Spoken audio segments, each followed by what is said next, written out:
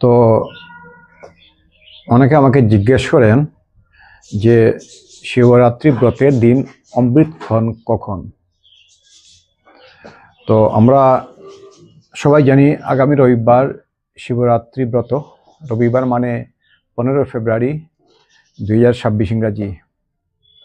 তো এই দিনে শিব চতুর্দশী আরম্ভ হবে সন্ধ্যা 4:49 থেকে, শেষ হবে পরের দিন 5:32 পর্যন্ত।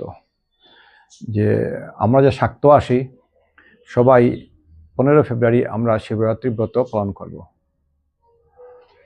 তো এই দিনে তো অমৃতক্ষণ হচ্ছে গিয়ে সন্ধ্যা 7:17 থেকে সন্ধ্যা 8:54 পর্যন্ত, এটা হচ্ছে গিয়ে অমৃতক্ষণ।